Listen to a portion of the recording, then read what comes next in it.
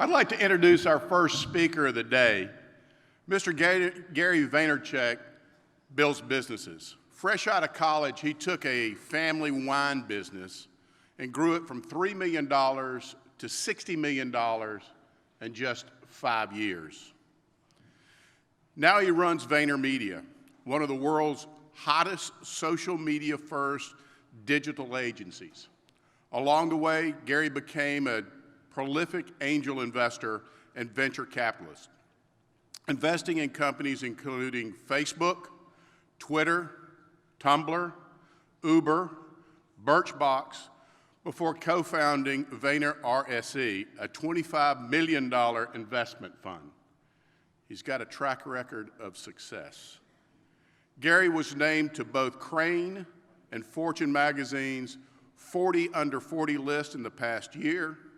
He has profiled in New York Times, Fortune, and Inc. magazines, and is frequently sought to share his expertise on CNN, Bloomberg TV, CNBC, and many more. He's here today to provide a unique perspective on the changing perception of value. I have my own kind of interaction with Mr. Vaynerchuk. I'm watching 60 Minutes the other day, and he comes on 60 Minutes, and I go, he's our speaker. That was so cool. Ladies and gentlemen, please help us welcome Mr. Gary Vaynerchuk.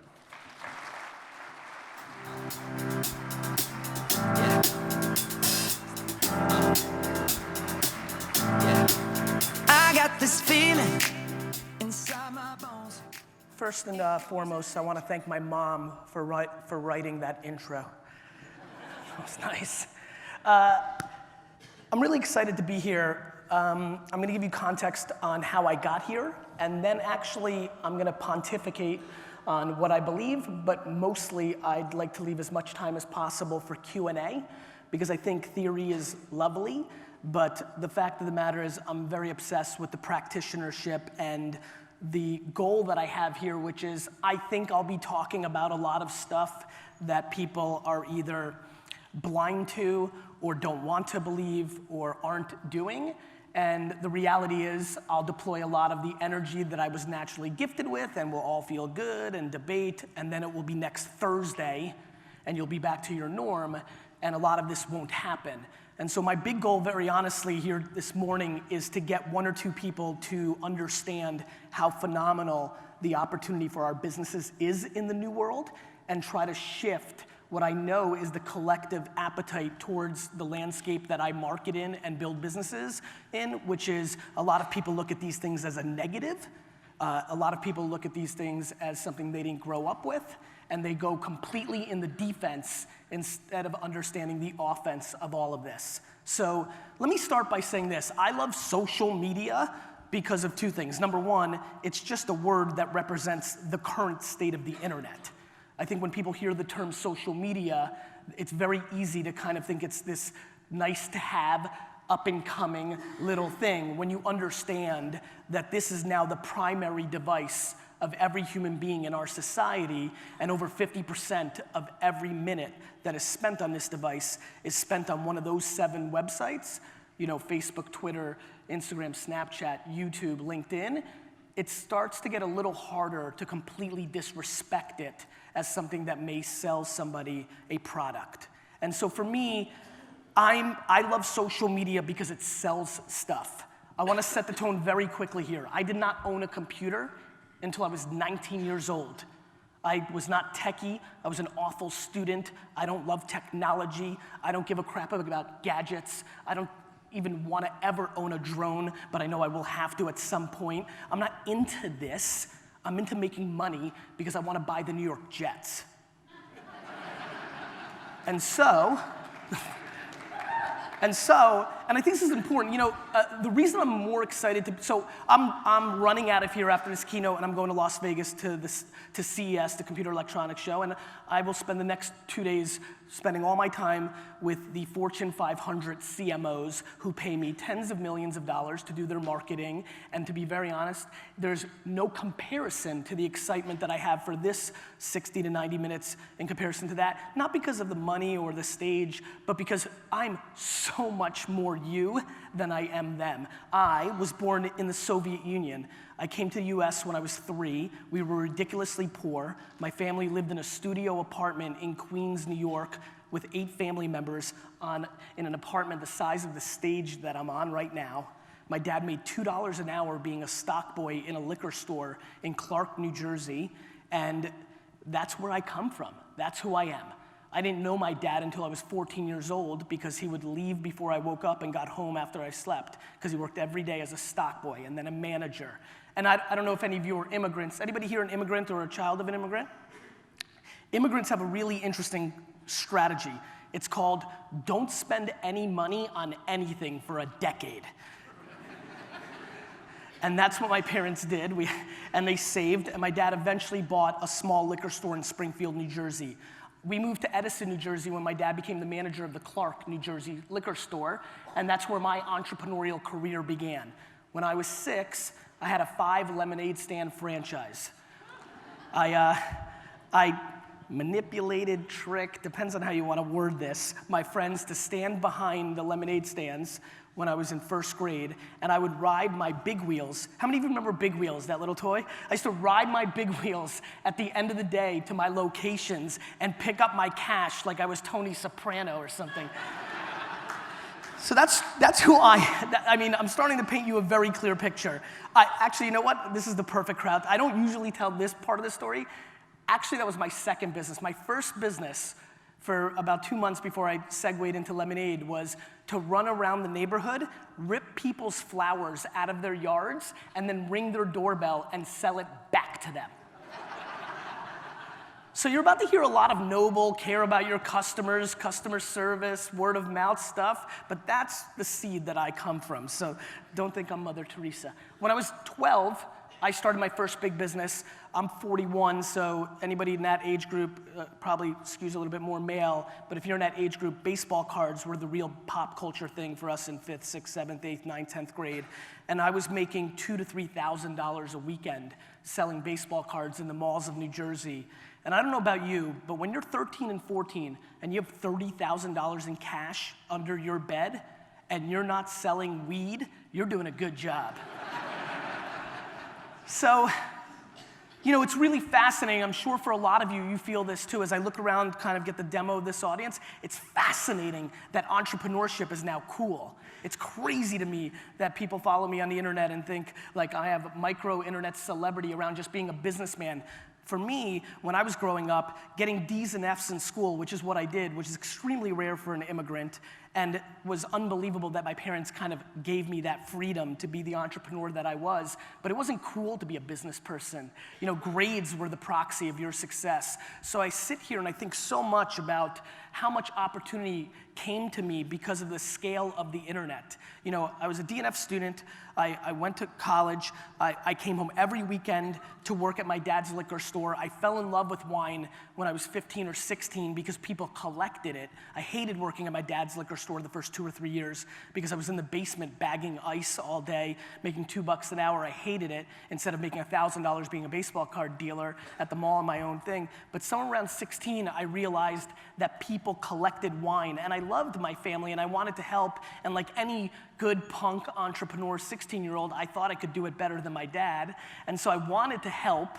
I was very self-aware and empathetic to this amazing opportunity my family created for me, and I wanted to give back to that business, but I wasn't interested in selling beer or liquor. The wine thing was very fascinating to me, and at 16, 17, I went all in, pot committed, and learned more about wine than any child should, and that became my passion. I went to college. I'm in my dorm room in 1994, September of 94. I'm playing Madden 94, dominating, by the way, and my friend comes in, and he goes, "You have to come and see this." I end my game, I walk into the room, and my buddy's sitting there, a couple of them, and they're at a computer. Now, I'm really there's some youngsters in here. For people of my age and above, this will make sense. I mean, I had literally at this point, I'm about to turn, I'm about to turn 19.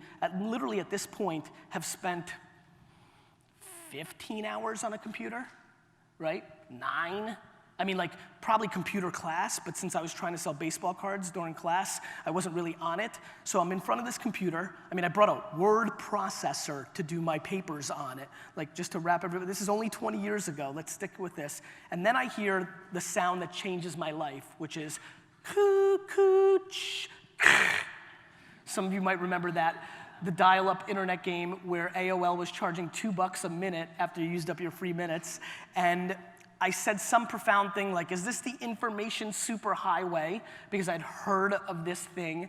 And within a couple of minutes, my friends were on chat rooms trying to get girls. And within the first time that I sat, again, one more time for the youngsters, I actually watched people on the internet for 4.5 hours because it was so crazy. And then I waited my turn, and I got on the internet, and within about an hour, I realized that there were these chat rooms and bulletin boards that were selling baseball cards. And within 24 hours of being on the internet, I realized that instead of opening up 1,000 wine superstores across the country and building the Toys R Us of wine, that I was gonna do this thing. And a year and a half later, in 1996, I launched one of the first e-commerce wine businesses in America called WineLibrary.com. And that was a good decision, except, and this is super important, this is gonna really relate to what I hope to achieve in this room. What I'm gonna go into and what I'm gonna do in the Q&A with you guys is try to push you to spend time and money on storytelling why somebody should buy your services and your pool or spa through the platforms that exist here. I'm going to tell you with a lot of data and a crap load of heart why I can replicate direct mail like I'm doing every day for Wine Library right now and deliver 4 to 6 times the result by making Facebook ads act like direct mail instead of direct mail. I will do all that over the next hour and change, but here's the part you have to listen to carefully of where Sasha Vaynerchuk, my dad, did something really well. I launched WineLibrary.com in 1996. It cost $15,000. I just want everybody to understand, our business was doing $3 million and change in top line revenue on 10% gross profit. We were taking home $340,000 a year before our expenses.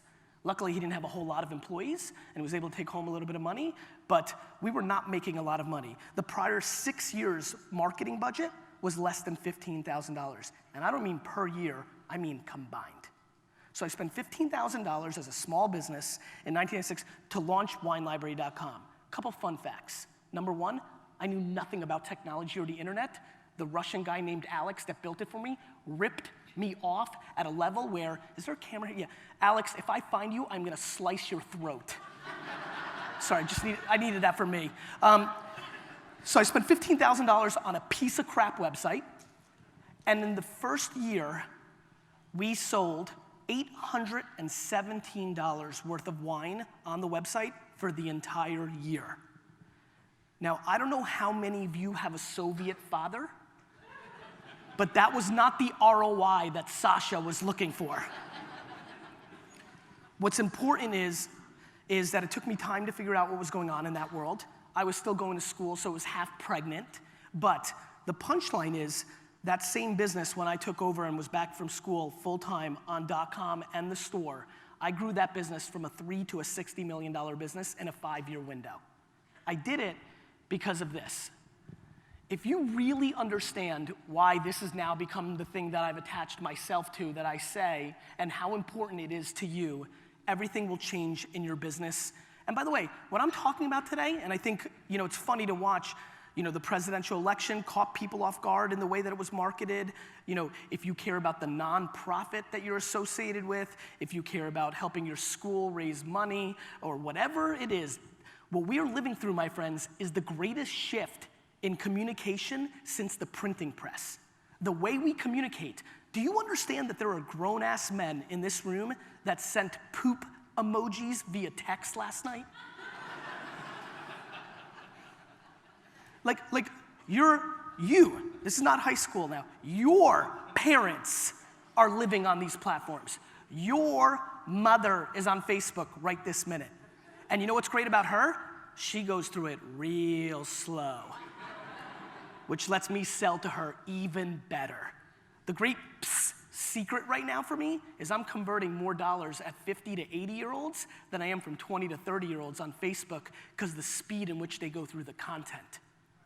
The amount of you that sit here and act one way, you've got an Instagram account, you're on Facebook, you're debating if you should get on Snapchat, and then when you've put on your business hat and clothes and go into the office, you don't market that way because you don't think your customer's on it because you've decided it's a young person's sport, even though you're old, John, is fascinating to me. And that dichotomy in a 2017 world is where all the opportunity is. Attention is the only thing that matters. Why was I able to build Wine Library with no money? This is not a venture capital-based Instagram, Snapchat, Facebook story. This is a small business in 1998 story with no money. It was because I made every penny that I spent work its face off. And how did I do that? Instead of doing direct mail and some of the other things, newspapers, and I did all those things, by the way, just so everybody knows, I did direct mail. If anybody here from New Jersey? Right, so whether you might have saw the billboards that I put on the Turnpike in '78, like I did everything, but I always created call to actions to understand the ROI against it because I had the benefit of being a retailer just like you. This is easy. You will know if these dollars are effective because you control the whole funnel of the transaction. When I work with Budweiser or when I work with Under Armour, they've got so many different behaviors going and they're not selling it direct, it's happening in other channels. They don't know if it's TV or if it's radio or if it's marketing or promotions or Facebook. You have that advantage. So here's what happened. In 1997, I had a huge email newsletter that I built by every time anybody walked into the wine shop, I collected their email, and I built a huge 100,000 plus person email newsletter, and I had 89.9% open rates because in 1997, nobody was sending email. And so what I was doing was I was day trading attention. In 1997, when there was only a table of this size at the North New Jersey Chamber of Commerce event, where I was like, hey guys, the internet, while they were spending money on direct mail, I was sending email at no cost. It was free. And I was selling faster and more, and people were paying attention, even though not everybody was on email. My friends, it doesn't matter if you're on Instagram or Snapchat or Facebook, it matters that your customer is.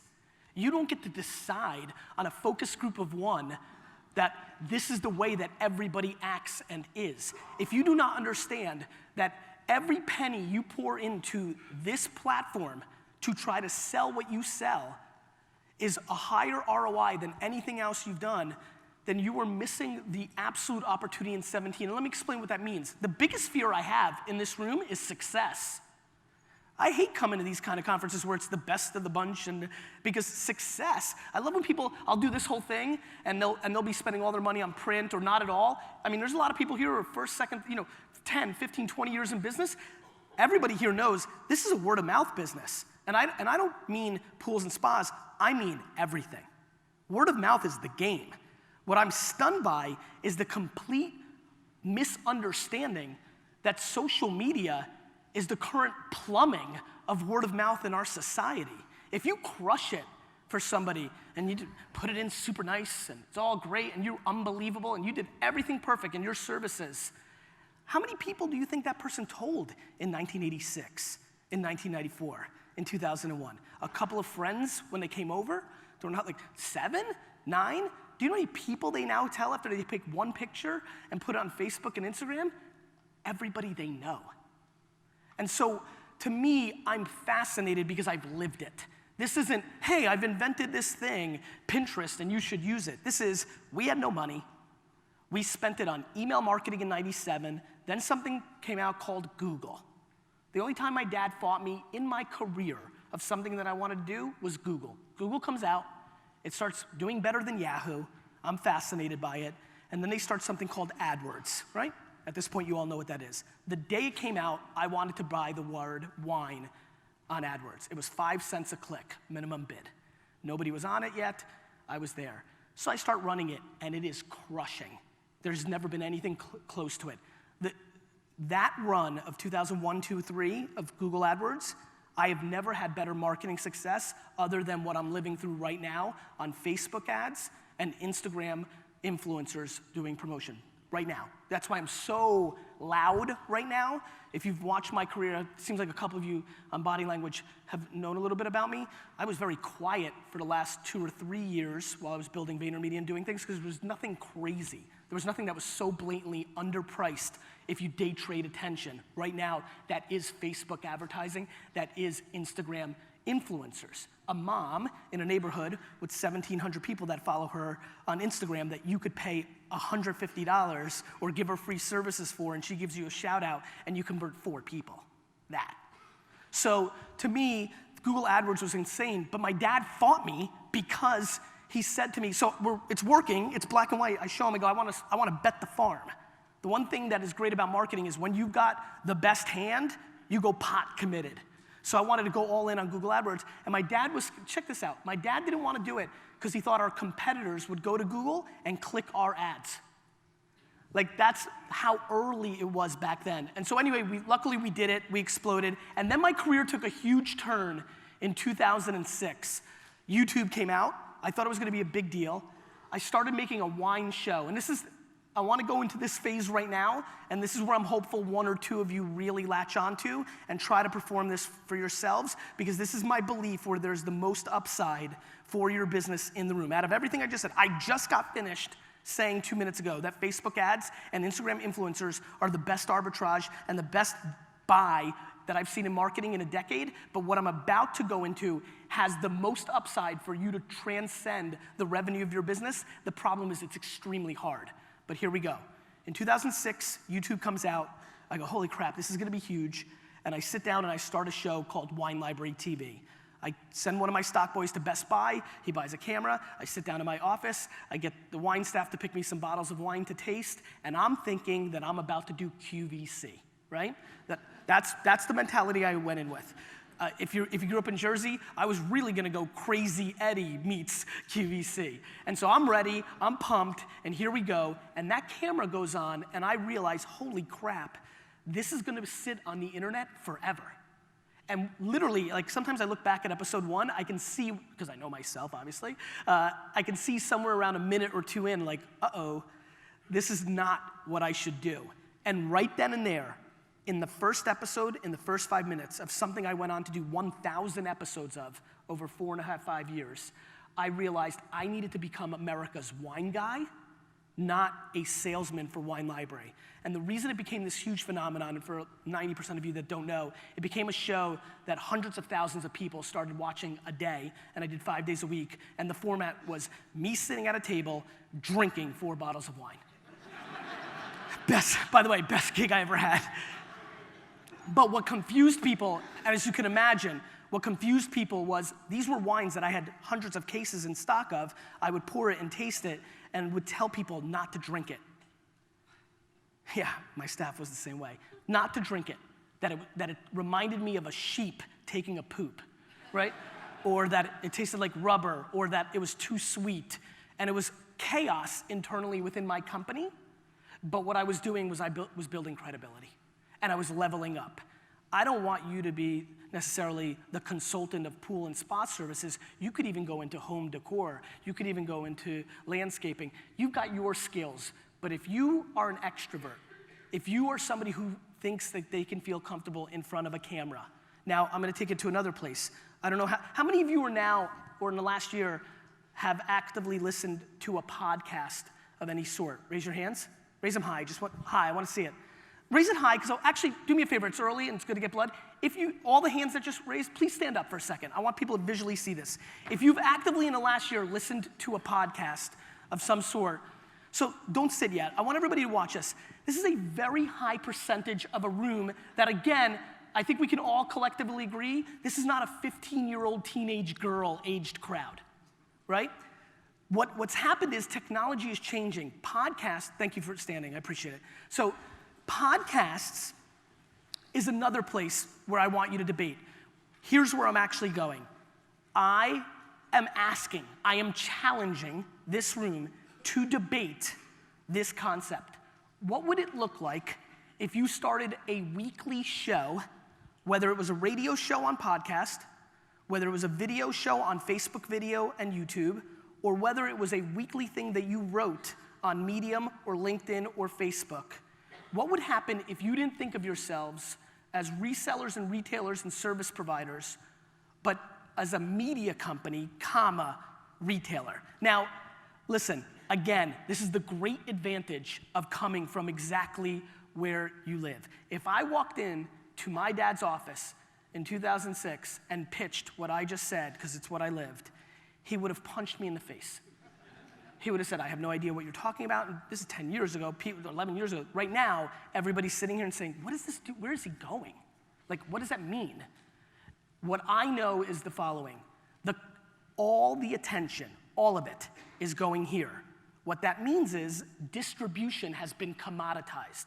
No longer do you have to pay for distribution if you can produce the content that is effective. It's smart to pay for distribution on these platforms, but you don't have to. It can happen organic. You can get there, and you could spend some of your money building it. What also happens is your end consumer starts latching onto you at a higher level than just the transaction that you're trying to do with them. And for anybody in this room, and I did my homework before I came to do this talk, anybody in this room who isn't trying to triple down, 10x down on being in the service business above and beyond after the first transaction is just not running as smart a business as they can.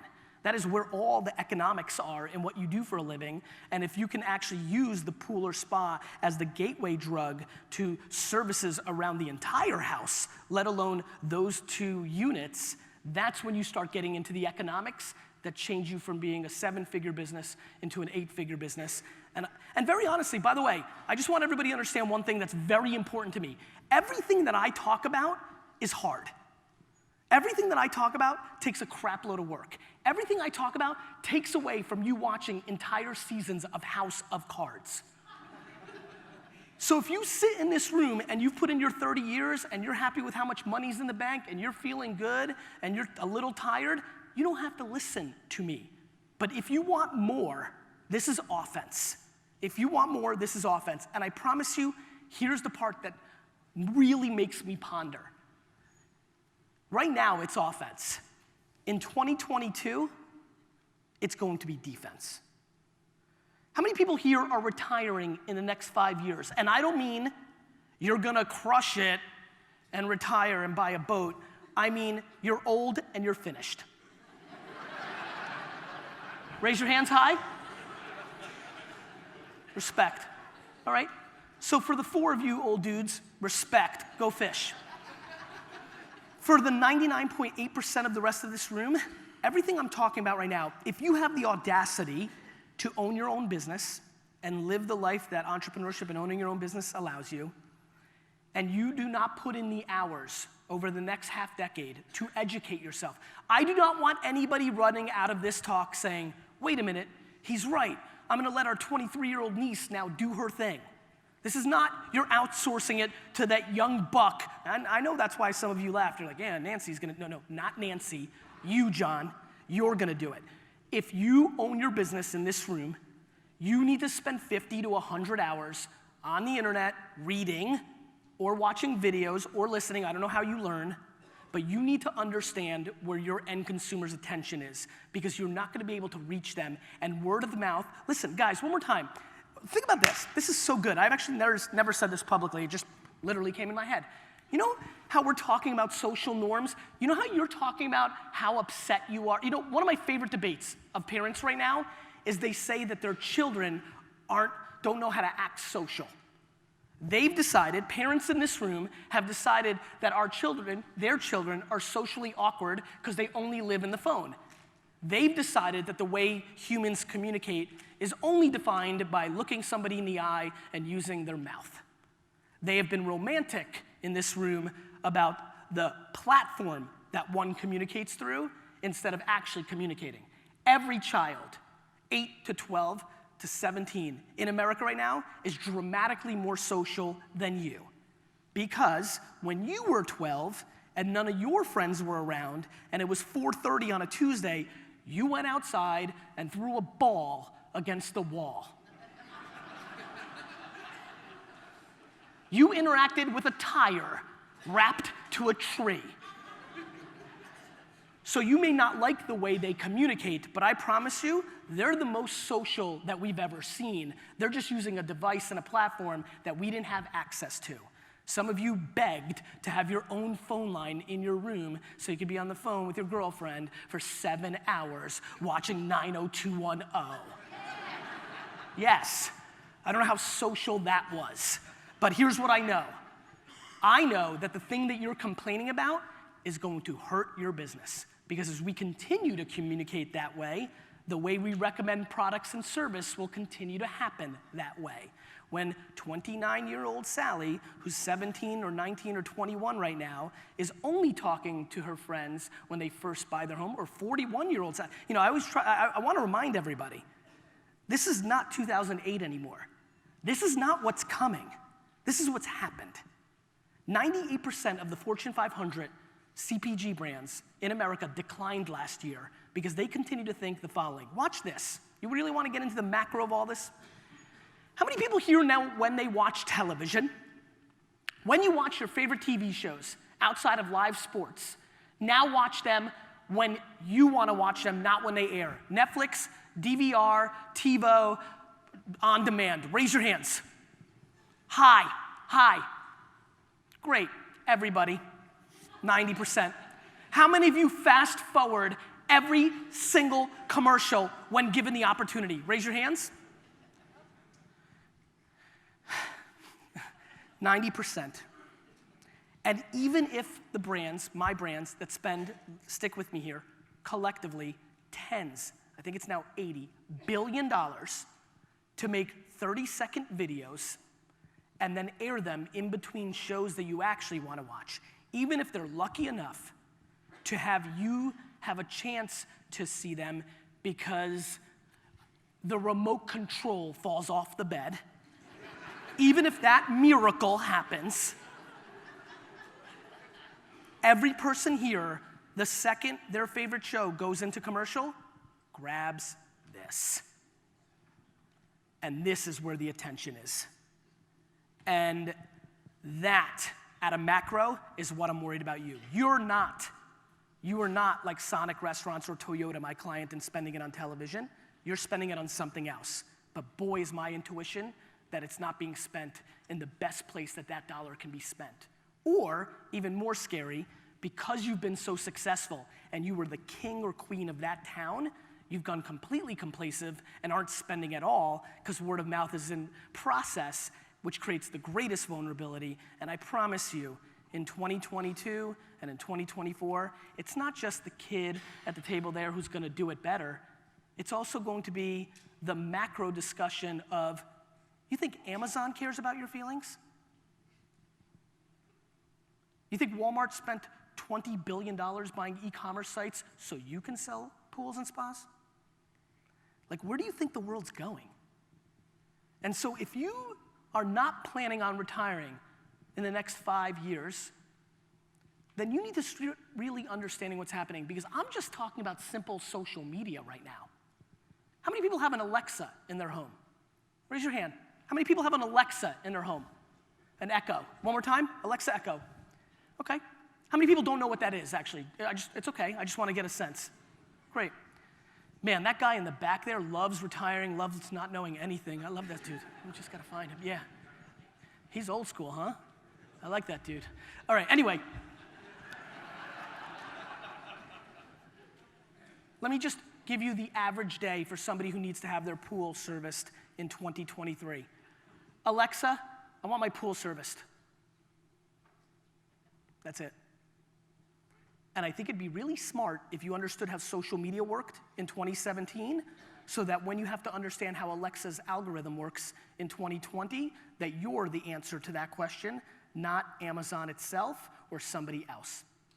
Guys, the stakes are much higher. Please do me a favor. Please go read what happened during the Industrial Revolution and how many people went out of business out of complacency because they didn't understand that we were living through the biggest technology shift of that era. We are fully in it. We're now in it. And so over the next decade, I want to remind you that 10 years ago, everything we live on now didn't exist. 10 years ago. It's 11 for some of the websites. 10 years ago, no smartphone.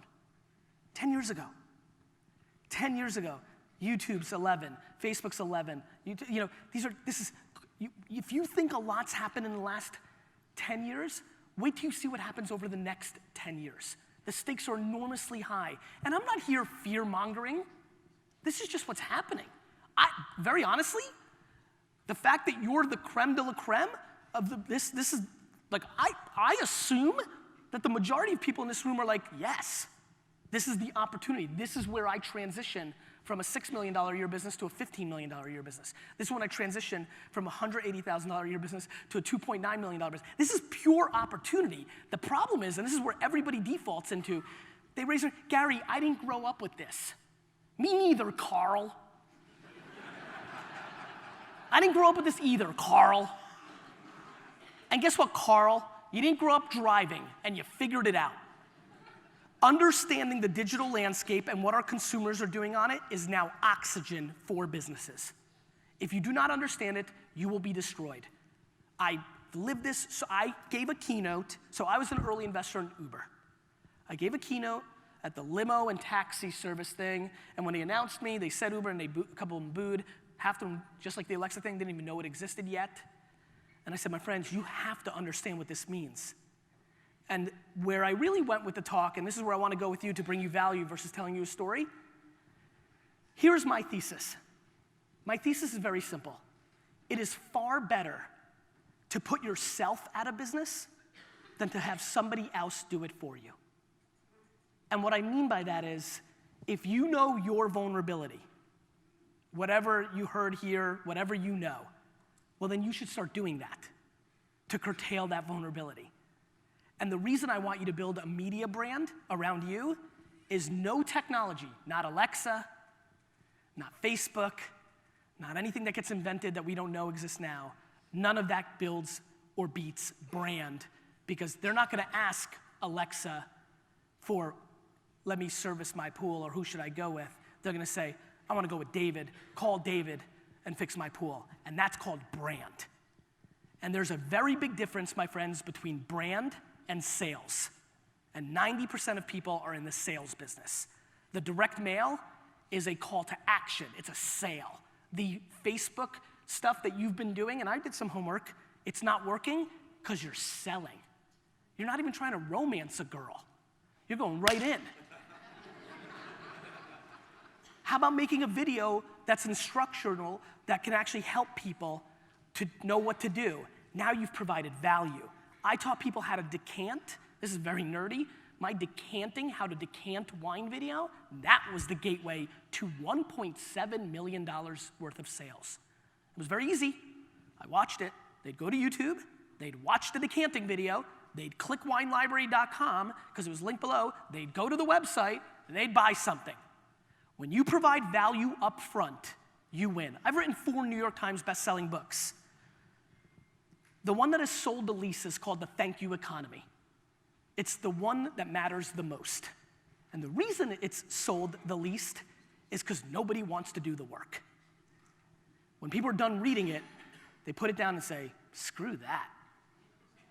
They don't want to provide the upfront value, and all I'm trying to do in my career is provide the upfront value. Basically, my entire thesis of selling, which was the next book I wrote, Jab, Jab, Jab, Right Hook, is how do I guilt you into buying my stuff? How do I provide you so much value that it would be inconceivable to you to go with somebody else? And that is what I want to challenge everybody here to think about as a thesis. And then what I want to spend the next 50 minutes, I want to start Q&A pretty quickly. So let me frame up Q&A. I'll talk a little bit, then we'll get going, and then we'll see how much Q&A. I want to go very detail-oriented. When we go into Q&A, I want to be like, hey, Gary, Sal, I own 2 stores in Minnesota, shops. We tried Facebook, it didn't work. Like, let's go very deep. Like, how do I set this Snapchat worth it? Like, go very, like, to me, this is the opportunity. This is the opportunity that this organization has created for you. This is I think you can go watch the first 30 minutes of this on YouTube. What BioGuard did for you is gave me enough time to do the Q&A, so please ask me your direct questions digitally. What do websites still matter? How do you think about this? Let me give you some other things. By the way, day trading attention, my most exciting meeting is with a guy by the name of Bob Pittman tomorrow, who started MTV, who owns iHeartRadio. That's why I asked about the podcast. My belief is that drive time radio is starting to get low enough in cost that it might be a deal again. So I'm not a digitalist. I'm an attentionist. I don't care where your attention is. If tomorrow I woke up and Facebook, Twitter, Instagram, Snapchat, YouTube, and LinkedIn all disappeared, I'd be pumped. Because my contemporaries would be confused, and I would be spending every minute figuring out where everybody went. And I would know for the next 24 to 36 months, it would be underpriced, because while people debated if it's gonna stick around or matter, I'd be executing and selling stuff. So, that's the punchline. Are we in a position, do you think digitally first? The answer is no for 85, 90% of this audience. Are you, if you are, for the other 15%, are you complacent in the things that got you here, which was you were just like me and you won on Google, and you won on Google AdWords, but now that's changing because that expense is going higher, and that's not branding because that's sales, it's just blue letters. Have you figured out how to make 2-minute and 3-minute videos and put them on Facebook to drive your business? Have you figured out how to get home and lifestyle Instagram accounts paying them $100 or $200 for a shout out, which then drives conversion for you? Have you figured out the new arbitrages? And inevitably, what are you gonna then go and do about it? Because the opportunity is real. I believe for small businesses in America, you're on the clock. When I gave this talk, a very different version, in 1999, you know whose D-Day it was?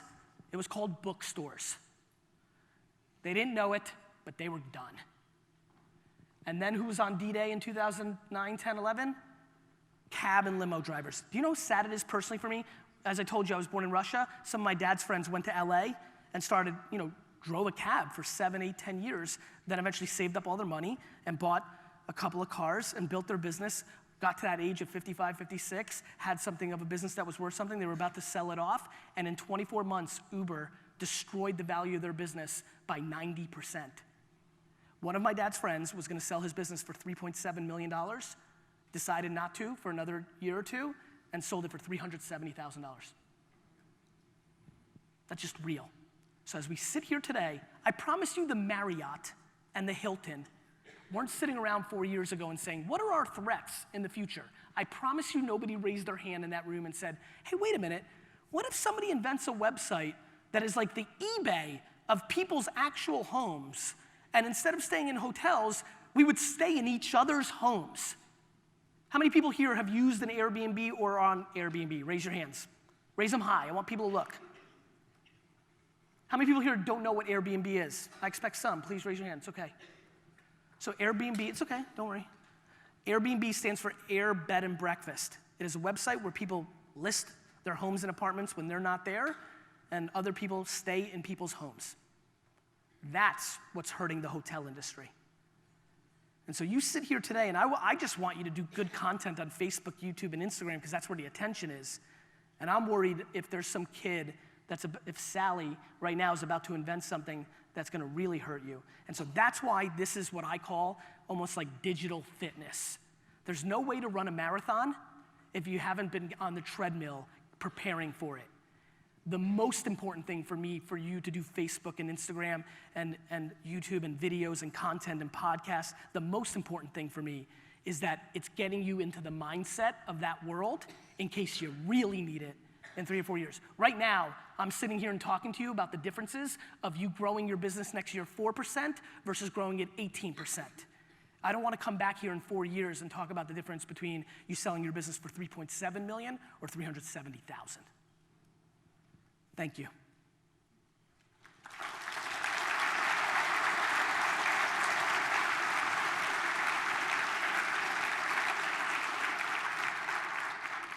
So who's got questions? Great. How many mic runners do we have? 1? Oh, 3, awesome, great. Let's start with this lovely lady here.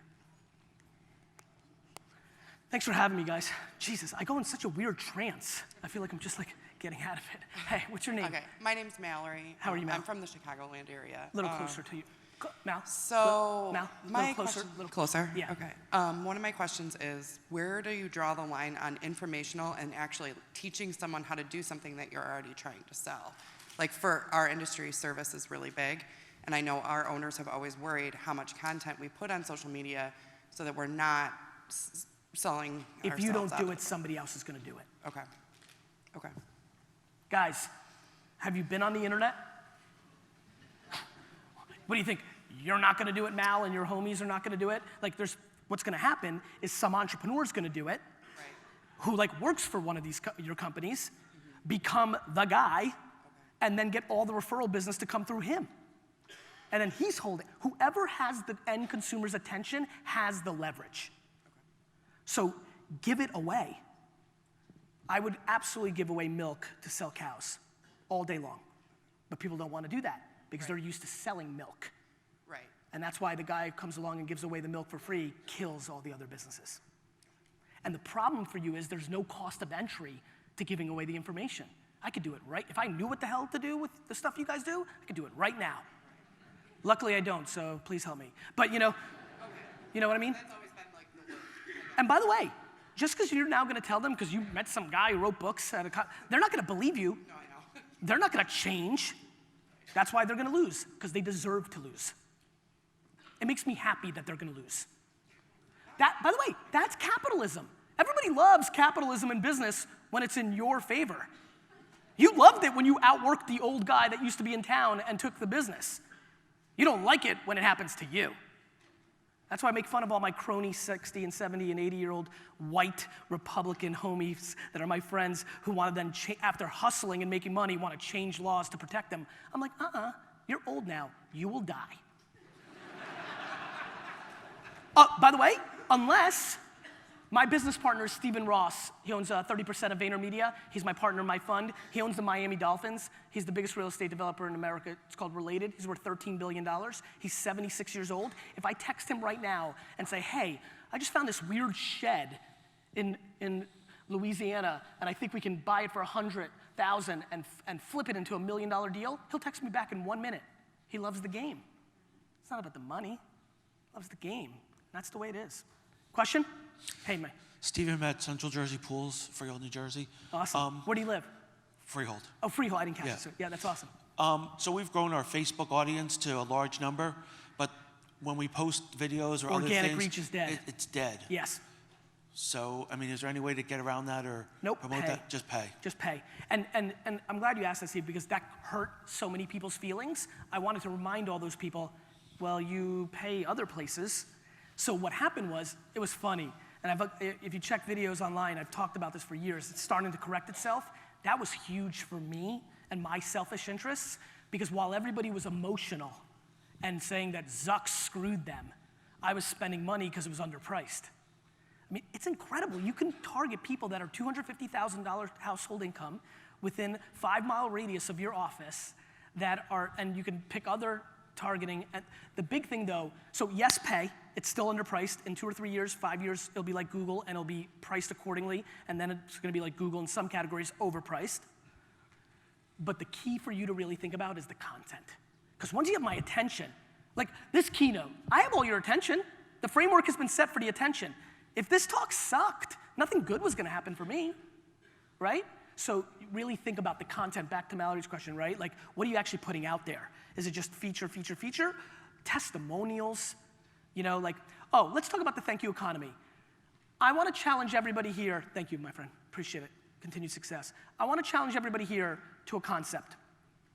I call it the Jay Cutler thesis. Let me explain. Look, some football fans.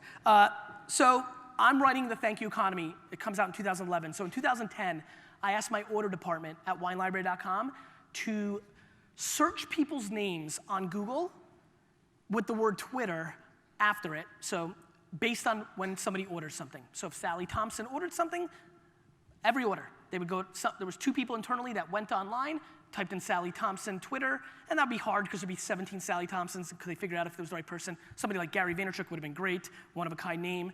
So we got some of those. So we took some of those things, and then we followed them on Twitter. want everybody to pay attention to this because this really works on Facebook. This is the reason I want every single transaction you make that you figure out a way to be following that person on Facebook. Make it a business practice that's a prerequisite, or you do something for them. Make that relationship. Here's why. Not them follow you. Pay attention to how much I reverse stuff. You follow them. Let me explain. So we find this guy who places a $287 order for a case of Pinot Grigio to Chicago. And we find him online. Unique name, they find him. And every tweet he puts out is about Jay Cutler. Jay Cutler, you're the man. Jay Cutler, great pass. Jay Cutler, what the, you know. Jay Cutler this, Jay Cutler that, Jay Cutler this, Jay Cutler that. So I keep getting presented while I'm traveling, like, hey, we found this. This person's into surfing, but not really. Oh, we got somebody. This guy's really into Jay Cutler. I go, great. Go on eBay and buy a Jay Cutler signed jersey and send it to him and write a note that says, thank you for your business at Wine Library. That's it. And the person on the other line goes, but he only bought a $270 thing and we made $13 in profit. We're a premium price leader. I said, uh-huh. He goes, okay. So we bought a $330 Jay Cutler jersey and shipped it to him, signed, or $289. And I'm pumped. I'm like, this person's gonna be blown away, right? They bought a cockamanian case of Pinot Grigio. This is 2011, right? He's gonna be like, how the hell did they even know, right? I'm super pumped, and I'm like, and we sent 4 or 5 other things, little things, not as extravagant. And some of those people wrote back emails, and this guy has not written back for 3 weeks. And I'm like, where the hell is this son of a bitch, right? And so I'm waiting and I'm waiting and I'm waiting. And finally, I'm about to board a plane and I get a phone call. And they said, we got him. I'm like, great. I'm like, what did he do? They go, it's actually a little bit different. I'm like, go ahead. They're like, we just got a $4,800 Burgundy order from Plano, Texas. I'm like, great. What is it? What do you mean? They go, let us read you the note in the order. Hey, Wine Library, first of all, great Burgundy selection. This is insane, your prices are incredible. Can you hold the order because it's a little hot right now in Texas? Can you ship it in the fall? P.S. You sent my friend John a Jay Cutler jersey. That's how I became aware of your website. P.S.S. I'm a huge Bruce Springsteen fan.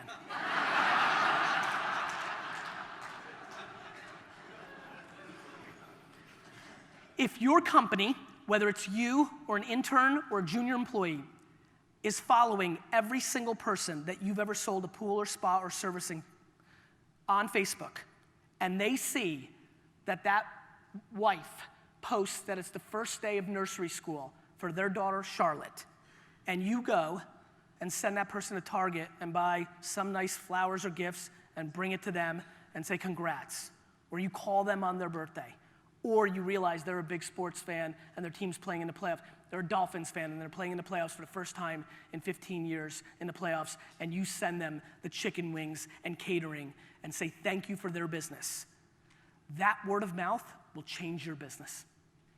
Because I'm a salesman, and I know that after we make the sale, we go hunting for the next one. And I know that in 1996, when you do something like that those people would always talk about you and tell that story. I know in 2017, those people are gonna take 4 pictures and put them on 9 websites, and everybody in your town will know that you're a business with a little bit more soul than the ability to fix or sell them that product or service.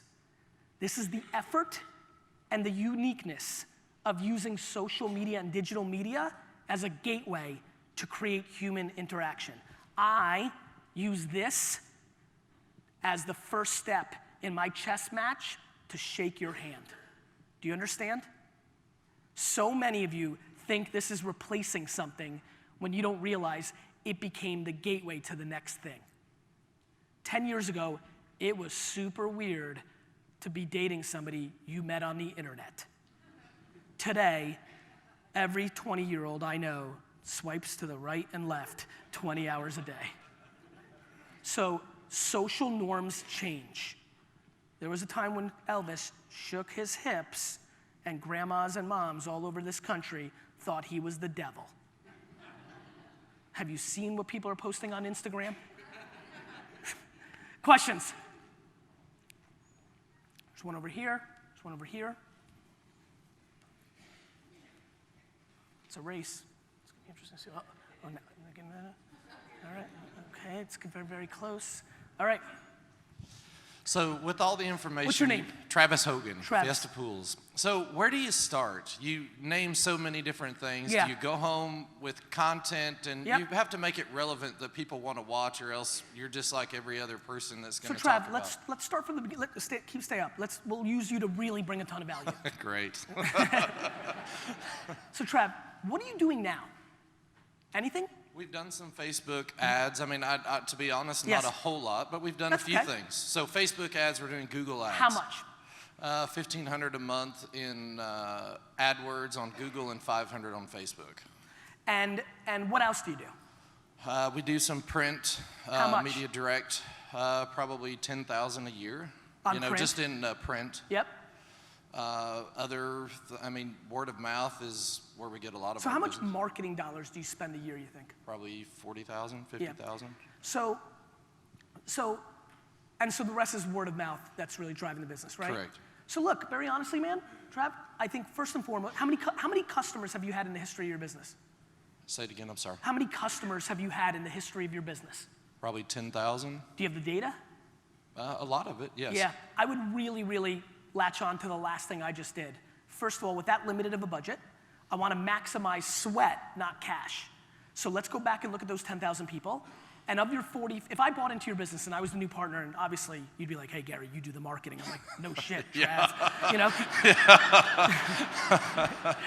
Yes. So I would say of the 50,000, I probably spend 15,000 on thank you economy, right? I'd probably get an intern. People always want to work and learn. Intern to do Facebook and Twitter data. You'll find somebody. If you try. Yeah. An intern, very low cost, to reach out and get and follow all 10,000 people, all of them. I mean it. It's going to take the whole summer. So do you friend them? Uh-huh. Okay, all right. And you friend them as your business. So you have to have a Okay. business page, not you. Yep, got it. Because what's Trav up to? You know what I mean? Yeah. And so, Hashtag creepy. yeah. Can you zoom in on the beard? and so, of those 10,000, 847 will accept your friendship, right? First of all, of those 10,000, 6,900 are still there and active. So 894, and those 894, I'd probably work backwards, right? I would attack heavily everybody in the last 18 months, because it's still fresh. You know, how long have you been in business? 60 years. Jesus. Yeah, I had to stop and think. Yeah, so I would probably, let me reframe it, let's restructure.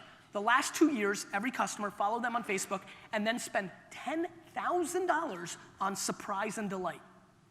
You know, the other thing you can do while they're doing that is you should go to every local business in town and try to make biz dev deals. Be like, listen, I know that, you know, you go to a local business, the barber, and be like, listen, I know this is gonna sound weird. I was in Louisiana and there's this weird guy who gave a talk and he made me do this, so bear with me.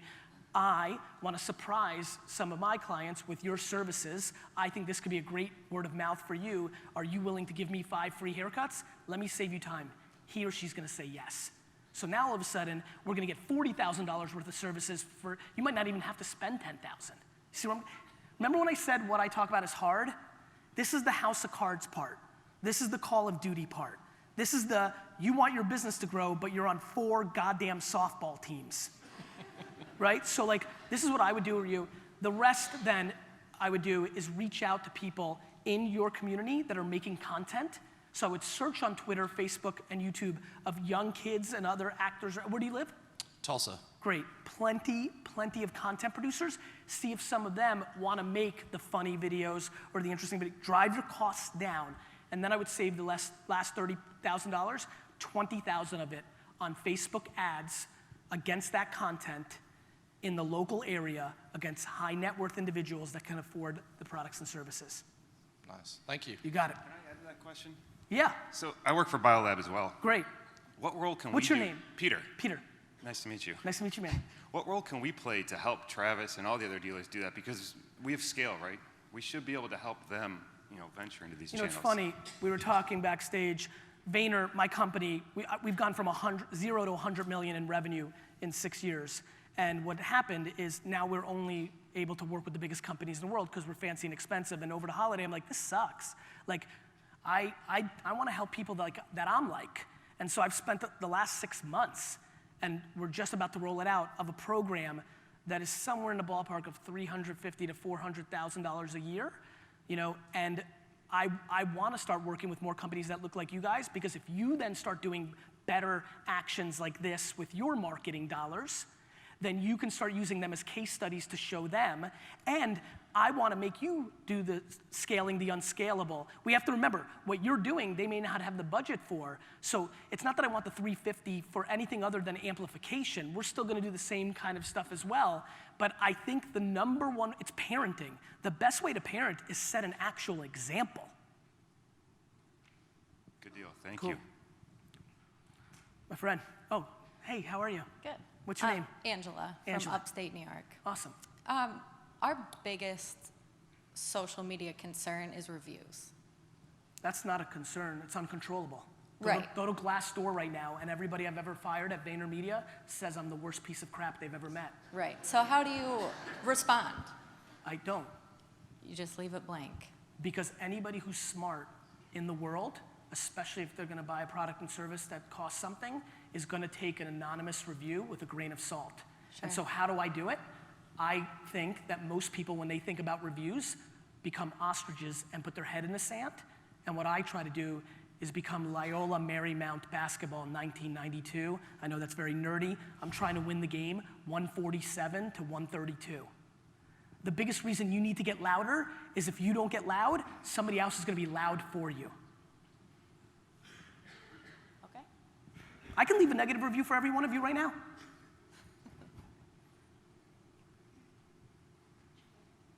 All right. Yeah. That's it then. So, you know, I'm doing that for effect because it was funny, but the real punchline is people are going to leave reviews. What do you think? Just by not being active on the internet, people are just going to not write reviews? People have written reviews. So what's the punchline here? Should you be pushing people to review you, though? I mean, I think when you do the right I think when you buy somebody chicken wings to watch a football game, they might leave a review. You know, I think whenever you ask for something, it's not as pure as if it would have happened. Sure. I mean, again, this is the beauty of having retention. This is why, again, I'm a businessman. I happen to be good at marketing. If you're not deploying services on top of your sales, it's just not smart. You're leaving so much money on the table. And so, like, first I would do that, and then I would find ways to be in touch with those people as often as possible, and then not just when you're asking them for goddamn money. You're super in touch when you want cash. How about when something big in their life happened? How about actually building a relationship? My friends, as we go more Jetsons, the people that act like the Flintstones are gonna win. Your grandparents are more theoretically prepared for social media than you are, because they invented the baker's dozen. They invented when you walked into the shop, they started cutting your roast beef because they knew who you were. They invented coming over your house and giving you a cake when your grandmother died. Now you have technology and you can scale that. Can we please deploy some soul and scale it? My friend back there, yes, let's get him a mic.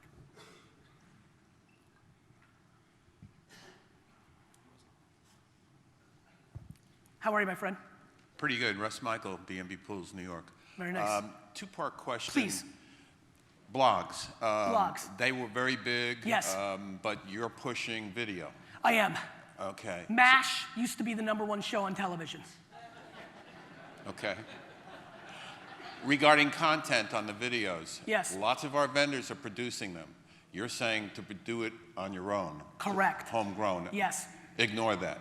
I mean, you don't ignore it. Maybe, you know, when you get really to a scale where you may have a video person that knows what to do with it, maybe they can take that, edit pieces out. But if you're putting out the same content that everybody else is putting out because you're all lazy and you're just pushing republish, you're not differentiating yourself. Okay. All right. Thank you. You're welcome. More of that, please, by the way. That was super helpful. It's very unusual for me to have this much Q&A time. It's a great way for me to start the year. Like, by the way, I audited a lot of the businesses in here. Nobody should be shy. You all suck. Hey. James Robin from James. Rin Robin Pools in New Jersey. Where? Bernardsville and Hackettstown. Yeah, very cool. My sister lives in Baskin Ridge. Great. Let's make a deal. Yeah, does she have a pool? No, she's got a townhouse. All right. Does she want a pool? She does, but she needs to hustle a little more. Okay. Not directly in social media, but I'm sure everybody in this room has been approached by folks like Home Advisor and Angie's List. Sure. I have my opinion. I'm interested in yours. I think that they are taking advantage of your lack of knowledge and are arbitraging you out of your own customer and are sitting in the middle and eventually will have tons of leverage and will cut into your margin. And so I think you're all collectively digitally lazy, and so you're giving away the real value. What do you think? Oh, I think they're a total ripoff. Yeah. So what I want I is, would not participate at all. so what I want, and I don't think they're a total ripoff. I don't. I have empathy for why you would think that. I just think, Jesus, you own your own business. Like, why don't you work harder to understand what you have to do to not rely on that drug? That's how I feel about Google. What do you think Google's gonna do? You think Google cares about your business in Burnsville? I mean, this is ridiculous what we're doing. We have an opportunity to build our brand. The reason I want your content is I want to see your face, or whoever you decide, right? Like, the thing that is not commoditizable. That's the key. So absolutely, they're arbing you in between. Do you know how OpenTable built its restaurant business? They took advantage of restaurant. They make money. The reason they charge $1, so OpenTable, has anybody used OpenTable to book a restaurant? Great. OpenTable charges those restaurants $1 when you book, right? But it costs them 90 cents to get you on Google.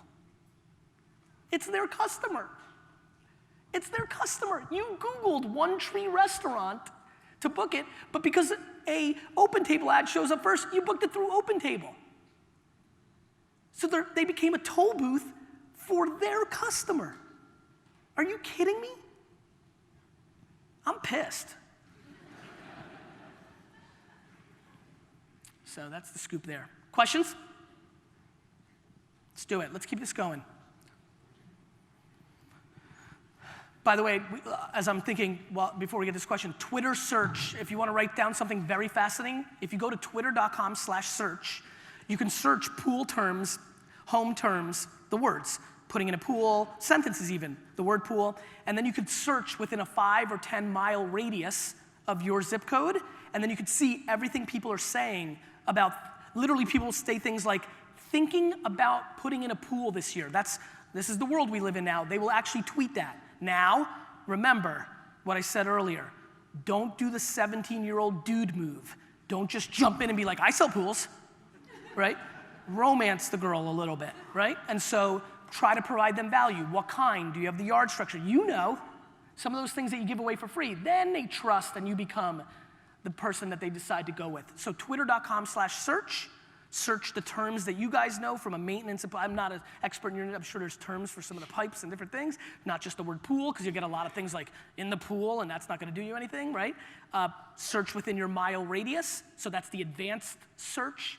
When you search terms, you'll get results. You'll see an advanced search. In there is, put in your zip code, put in a mile radius, and then just read what people are saying. This is no different than if you were sitting at the park and somebody was talking and saying, yeah, thinking about getting a pool, and you'd be like, excuse me, And on Twitter, it's accepted. Creeper, on Facebook, on Twitter, it's an open forum, so it's accepted. So you jumping in, just have the right cadence to bring value first. They're gonna know what you are. They're gonna look at your profile and know that you sell it. You don't have to tell them. You're wearing the t-shirt. Yes, hey man, what's your name? Hi, my name is Mark. I'm from Nova Scotia, Canada. Very nice. With the video content, what have you learned in terms of the length of content that's applicable? Like, are you looking for a 30-second teaser that then gets into 3 minutes? Like, what's the target in terms of? It's a great question, thank you. So the conventional wisdom in my world, and it seems like you're asking a question with a little bit of data, is shorter is better, and I don't believe that. So I believe that if Star Wars next film came out and it was 7 hours and 13 seconds, people would watch it. And I know that when Vine was hot for 6 seconds, I looked at data that showed plenty of people would stop watching after 3. So I would say, whatever message you're trying to say, that's the beauty of it not being a commercial where you bought 30 seconds worth of time. If what you have to say is gonna take 16 seconds, mazel tov. If it's gonna take 4 minutes and 10 seconds, great. So I have videos on Facebook that do extremely well that are an hour and a half long, but no question, when I can find those moments for a minute or two, there's absolutely a little bit more upside in the 1 to 2 minutes, but those 60-minute keynotes are very valuable too. So it just depends, and I would say you should produce enough content that does all things, and you'll learn what works for you. And if you really video, look, nothing has changed. Human behavior is just adjusting to new platforms. TV and movie stars were always bigger than authors. So if you can do video, that's real powerful. Great, thanks. You got it. Questions? Very good, here we go. Yes. Bob, Hey, man. Bob Davis from Virginia. Hey, Bob. I'm wondering, a lot of the information a lot of what I've seen from you is brief, a lot of brief stuff. On Facebook? Yeah, I've listened to you for about 4 or 5 years. Thank you, anyway, Bob. what's the future of the website? That's a good question. I still think you need a home on the internet. So I'm pretty bullish on the website still. I'm just sad when I meet new businesses or talk to friends or small businesses or even corporations that overspend on the website. So to me, thinking about the businesses in this room, I think with Squarespace and WordPress, like for what you actually do, you could really honestly get away with probably between 5 and 25,000 all in and be in an amazing place.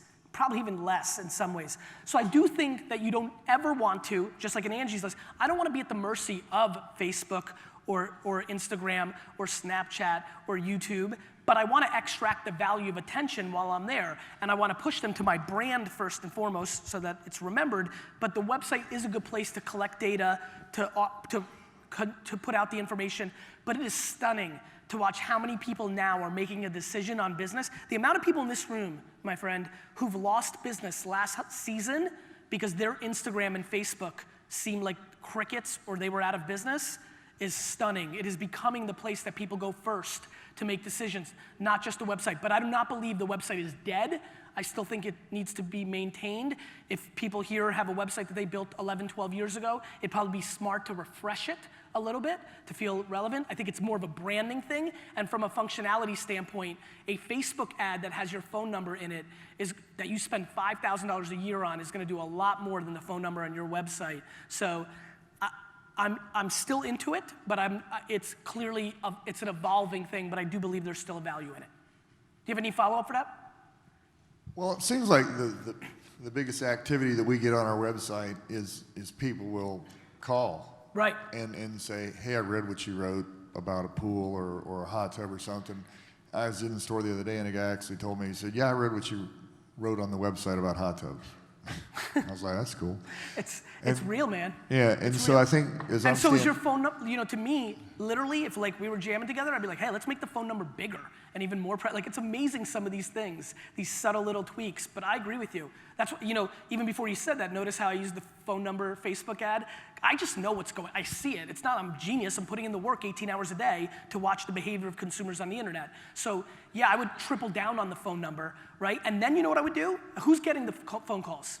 Well, we have different phone numbers on the site, but my name is by my cell phone, and as long as somebody doesn't call me yelling and screaming, cussing mad, I'll talk to anyone any time of day. You know? And the truth is, I rarely get called. Yeah. But when I do get called, it's usually for something good. Yeah. But it's listening to you standing here, it occurs to me that probably one of the greatest values or the best uses of my website could be to tell the story, because sales, happen from a good story. That's exactly right. And then inform people about our people and tell us a few stories about that. You beat me to it. What I would have done, my website would be, I would have a phone number, I would have 2 or 3 videos, and then what I would make in that video is I would reverse engineer the biggest themes of the phone calls. So the reason I was asking you who gets the phone calls, I'd love to know by breakdown, like having them start documenting the content of the phone call, right? Because that I think is so valuable, because then you just reverse engineer what they're actually looking for, and if you're seeing 7 out of 11 calls focus in on this, you storytell against that. Thanks. You got it, brother. Questions? Oh, great. Stand up. Okay. What's your name? I'm Kara, Kara. Wichita, Kansas. Very nice. We do Facebook, Twitter, and all of that, but we haven't done an Instagram yet. And I think, do you normally for a business just feature products, or what? How do you get started in? Yeah, so you should definitely do Instagram. Yeah. So much of the decision maker in the home that's making decisions for your products and services is starting to live there. So here's what I would do. I would go to Instagram. Do you personally have Instagram? I do, but I don't use it. Okay. Open it, re-sign in if you have to, whatever. Yeah. There's a search function. You know what a hashtag is from Twitter? Yes. And yeah. Search hashtags. Take the 6 most important terms in your world: pool, spa, and then again, I'm not educated enough. I want you to get into those second. It's not wine. It's Pinot Noir. It's Bordeaux. It's Silicon Valley, Sonoma Valley. You guys know those terms. Search those terms on Instagram. I want you to spend between 5 and 10 hours while you're on the flight, walking down the street, whatever. It doesn't have to come in prime time, chip away in inefficient times. And I want you to search those hashtags and look at all the content that's being produced, click into the content, look at the engagement, look at the comments, and you get an audit and a feel. You're like, oh wow, these kind of photos are over-indexing across the entire Instagram ecosystem. It seems like when people take photos of their pool at sunset, people get really, you'll pick up on some action shots or 1-minute tutorials of how to fix it instead of, back to that. So put in the work. Yeah. Cool. Thank you. Yeah. Questions? My man's back over here. Let's go to that guy. We'll get to the second time over there. Somebody over here, one more time. Just raise your hands for everybody. Okay, just one. Got it. Great. Hi, I'm Josh from Grand Rapids, Michigan. Hey, Josh. How do you find Instagram influencers for neighborhoods and markets? You search, again. Hold the mic just in case there's a follow-up. You search. You search by town. So you go into search, and you can search every single photo that was posted in Grand Rapids, Michigan. Okay. And the first 12 photos are the top posts. And underneath that are the most recent. So you search your zip code, you click the first photo, and the amount of hand-to-hand combat this is that people don't want to do, it's like sit-ups. We all know what sit-ups do. They do good things. We just don't want to do them. So you have to do this work. You have to go and search. You click, the first one's a 42-year-old female that has 1,400 followers. You look at her content, she seems to be like a trendy mom. You hit the upper right-hand corner and send her a message and say to her, we think you're an influencer. We'd love to have you post about art. You go right there, I'm comfortable going in right for the hook. You say, look, we love your profile. We'd love for you to give a shout out to our service, art, but this is where you deploy some empathy. Are you aware of our service? Do you care about that stuff? If you are, we'd love to do a business transaction with you. The reason I want you to do business transaction, these smaller influencers, they're not even expecting money. If they happen to have a pool, just you go and checking out everything, or who knows, whatever, lightweight supplies or, and by the way, sometimes just bragging that a business reached out to them and thought their Instagram was cool enough to give a shout out. And so you just do that at scale. Other people will surprise you. You'll listen to me, you'll do 3 of these, you'll be pumped, you're getting some shout outs. You do the 4th one, and she's like, I want $18,000 for a post. So you've got to learn that game. But that's how you do it, hand-to-hand combat. Thank you. You're welcome. Yes, sir. So, question. Clearly, content is king. Yes. Many of us have click here to get our free pool building guide, click here to get our free spa buying guide. You're saying to cut that up into little pieces and turn them into videos? I do. I assume you're using that as a gateway to get the information to then convert them. Yeah. Put in your email address and then bam, out it goes. Correct. And then it's a trickle thing. Of course, it's a funnel. Here's first 5 ideas on things you need to know, the next 5 things that you need to know. So you're saying to turn everything into a video? Yes, I'm saying that one of those 5 ideas in a minute 37-second video on Facebook on Memorial Day weekend gets shared enough to change your business way more than that funnel will ever do. Thank you. You got it. Hey, what's your name? Megan Spillers. I'm from Champaign-Urbana in Illinois. My question is regarding Snapchat. So I'm just kind of wondering your opinion on the format, since it's kind of pictures, 10-second videos at max. I use it to send pictures to my friends, you know, cool places, all the places I went last night in this city. How can you connect as a business? You know, are you just trying to be forefront of mind? Are you trying to get in touch with influencers on Snapchat? How can you utilize that? Well, as somebody who invested $5 million into Snapchat several years ago, I'm very bullish on the platform. I thought it was the first platform that came along that could really bring Facebook a challenge because it had won the entire, at the time, 13 to 22-year-old demo. It's an incredibly powerful tool. The reason I didn't bring it up a lot here versus the last talk I gave, I spent 80% of my time on it because the people in the room were marketing to 15 to 25-year-olds, is my concern is that the demo is still too young. So in 2007, when I was talking about Facebook, I wasn't necessarily talking to companies that were marketing to 70-year-olds. Today, you heard me talk about 50 to 70 being my favorite demo.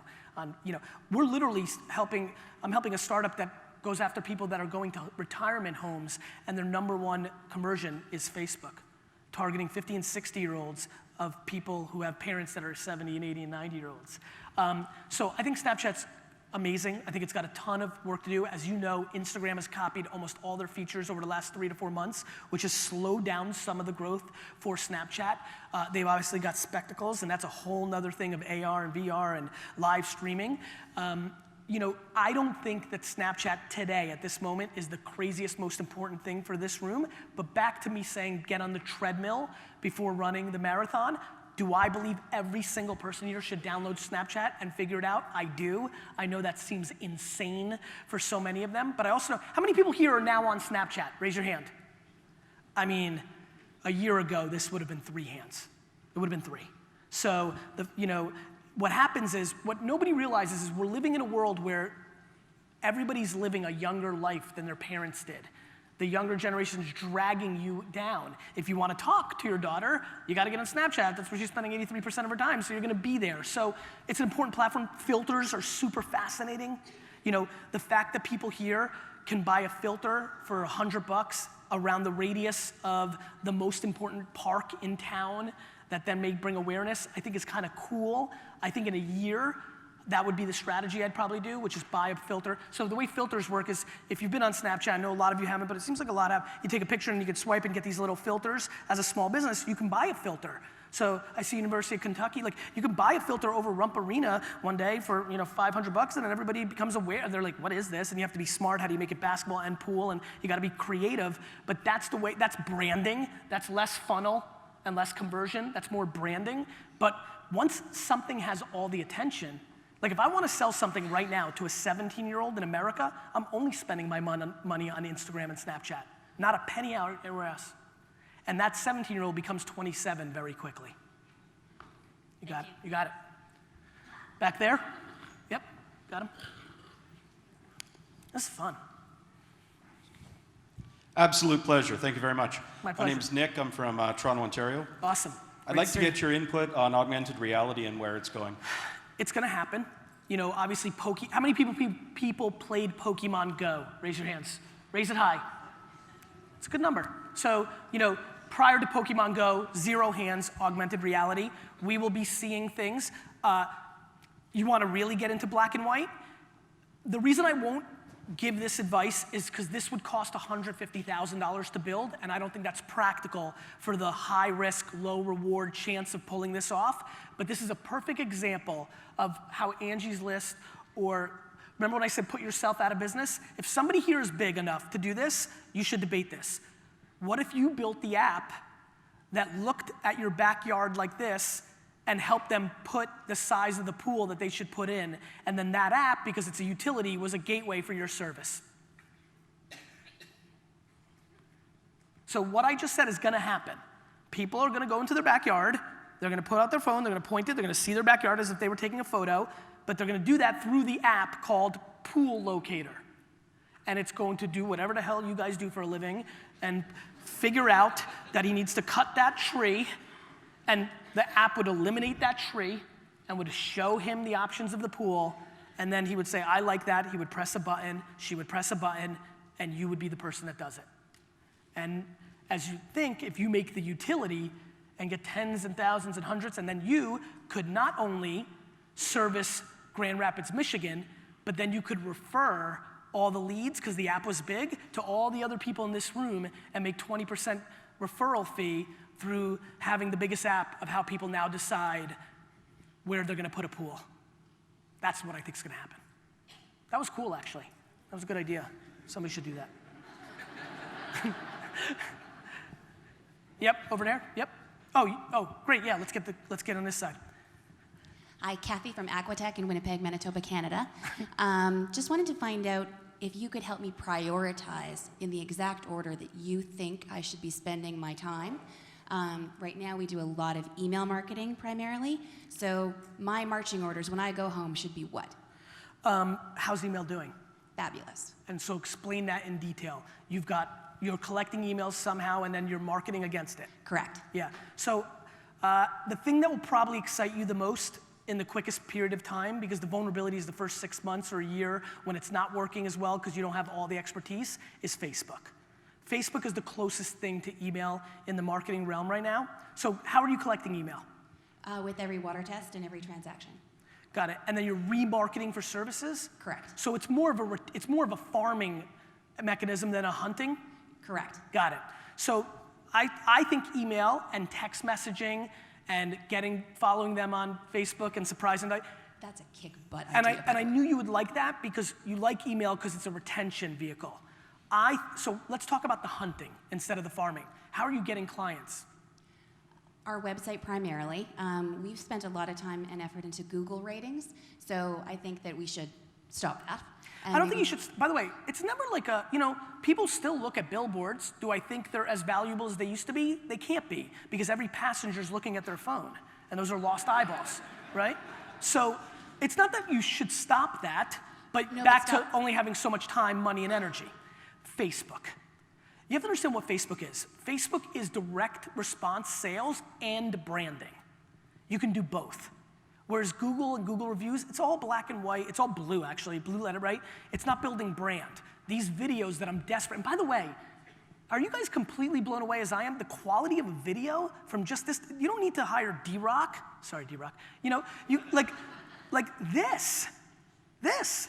And the other thing is, every single 17-year-old in America knows what to do.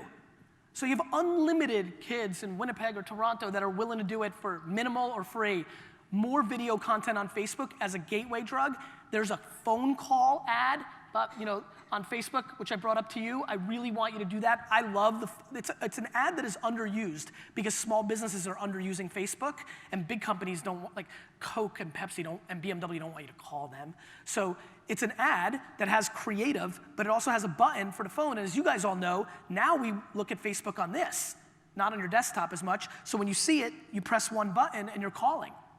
So Facebook, targeted, geolocated, to the Winnipeg area, that would be the place. And again, because we have limited time, there's a website.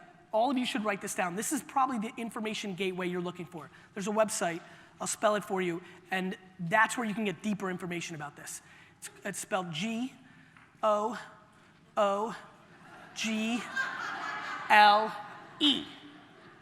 And here's why I'm making that joke. If you want to say, how do I make Facebook video for a small business? You type that into Google and you have plenty of articles and plenty of videos. This is like exercise. You know what to do, you just don't want to do it. So now I can give you one good answer now that I've understood where you're coming from and what you react to. Get great at Facebook. We're gonna have 2 to 3 years. Everybody in this room that doesn't listen to me in 3 years will regret it when all the articles of 2020 is now it costs $80 to get in front of 1,000 people on Facebook instead of 6. We all missed it from 2015 to 2020. Got it? Because you know how much the word wine cost per click in 2002? 5 cents. Now it's $13. Installing a pool cost 5 cents. Now it's probably something else. And so that's what's gonna happen on Facebook. That's why I'm pushing you all. It's a supply and demand. Everybody wants to get to a 40-year-old female in Winnipeg, a 40-year-old female in Calgary, a 40-year-old woman in New York. They're the decision maker of so many transactions. You're not competing with everybody in this room. You're competing with every business in the world because Facebook has to keep the ads under control, because if you get too many ads, you're gonna leave. So only so many ads can get in there, which means the price of the ad will continue to go up once people realize how well it's working. Supply and demand. You're welcome. Let's get another one over there. Yeah.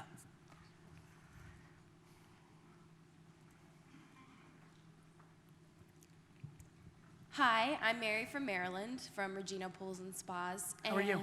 Good, how about you? Amazing. Good. My question to you is, we've actually started shooting Facebook Live videos because it sends a notification out to our followers that It sure we're does. live so Yep. that they can come to us. And shooting little tidbit videos on how to maintain a hot tub right now because pool season is closed for us. Yep. Do you think that there's also Instagram Live, Yep. but you can't do that at the same time as Facebook Live? You sure can. You can do it? Yeah, you just have to get a second phone. Oh, yeah. Well, yes, there's that. Guys, I'm a genius. But my question to you is... So definitely do that. Yes. Okay, So cool. we'll get a second Good. video going. What kind of, if we're not doing Facebook Live and you're telling people to shoot content, what kind of camera? Should we just use iPhones, or should we actually go get a camera and some mics? I think that the iPhone is more than capable to produce the quality video that everybody in this room, based on the size of business that I believe is in this room, needs. Yeah. Thank you. How is the Facebook Live going for you? So we recently just started it last month. How many and Facebook fans do you have on your page? Not much. We How many? have 465, I believe. So I assume that means you're getting 1 to 2 people watching the stream. Yes, Yeah. at the current moment. But you know what? I love you for that. Like, I don't know, 1 to 2 is better than 0. Right, and we get a couple likes. The first couple videos, we've only done 3. The first 2 got around 200 views, and then our third one actually got over 300 views. So it's when you finally post it, make sure you're adding a link to drive to a conversion. Right. So that's something we haven't been doing, but as you were speaking today, that is something in my notes to do for the next one. Because what I like is when people are trying to be pioneers and doing new things, like you know what old man Stan, 67, sitting over there, thought about 300 views? Jack crap. He wants to know what it meant for the business. And so for me, what I like is, I don't care how many likes. I don't care how many followers. I don't care. I mean, I care because it's a proxy, normally, if you're good at it, to where it's going. I want to figure out what does it lead to. And the good part is you're just starting. Like, to me, back to patience, the reason I said the first 6 months scare me with you, like, the biggest fear I have here is this was a good session, it was this, and then, you know, you're gonna go out of business if you don't listen, then it's been detailed, and it's all this, and there's like 9 to 15 to 22 people that are sitting there saying, you know what, yes, this is gonna, you know, and it's January 4th, exactly, so we're like, yeah, this is the year, you know, it's all that stuff. But it's hard, and it takes time, right? Now, what I'm excited about, back to pool season, I don't know when people decide that, or service it, or buy that, or what have you, but like, if you can do this hard and well and learn for the next 3, 4, 5, 6 months, really nice early things can start happening in the back end of this year, and then 18 can be really interesting. I just want to make sure everybody understands the advice I'm giving here. If you decide to go look deeper and you look at, it's not easy. It's called work. This isn't I'm going to miraculously hire this 22-year-old. 22-year-olds use Snapchat and Instagram to hook up. Not sell pools. It's a different skill set, but they do understand it. Cool, thanks. Thank you. Any other question? Yep, let's get, this will be the last question. Thank you guys so much for your attention.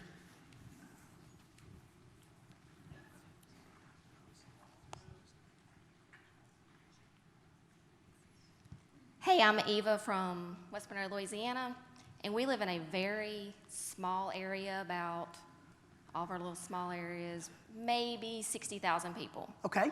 So our Facebook following currently is 231 to be exact. How do you know if you're actually reaching enough for your area? We only have one other competitor. They have about 400 followers. How can we maximize getting our customers to our Facebook page? So I think And is your ambition to continue to service that 60,000? Are you guys going to expand the business? Do you want more locations? Do you want to go into other cities? Or is this is the family business? This is what you're doing? Family business, Great. this is what we're doing. I would go knock on all 60,000 homes' door. I'm being Realistic. I'm being dead seriously. I swear on my children's health that I would spend the rest of my life trying to build a relationship with all 60,000 people individually, because I think it could be done. It's not that big of a number. I'm being dead serious. So the way I would do that to scale is if I ran your business, I would probably try to invent a town-wide event that everybody went to, that I was the owner of that event, and use the event as the gateway to be the biggest business in town.